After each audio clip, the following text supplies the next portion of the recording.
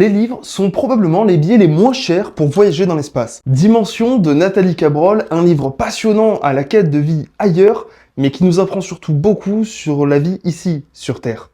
Entre enquête, science-fiction et voyage à travers le globe, ce livre, c'est une véritable pépite. L'Aube de la nuit de Peter F. Hamilton, pour moi, c'est l'une des plus grandes sagas de science-fiction en version bouquin. Un univers gigantesque, des dizaines de personnages et un univers incroyable, il y aurait presque de quoi faire une série.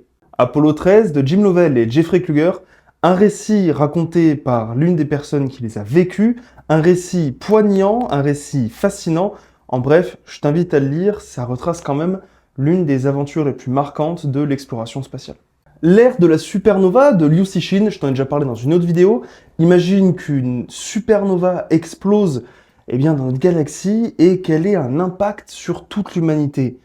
Qu'est-ce qui va se passer? Je t'invite à le lire, ça aussi c'est vraiment une pépite. Ok, d'Apollo Artemis par Luca Viglietti, je t'invite à lire, c'est un essentiel pour comprendre les missions Apollo, mais aussi comment l'exploration de la Lune est en train de revenir sur le devant de la scène. Ok, Seul sur Mars d'Andy Weir, c'est de l'humour et de la science, tout ça avec un petit fond de Seul au monde, mais je t'invite à le lire parce que, bien que ça ait été adapté en film, c'est aussi un excellent bouquin et un superbe journal de bord.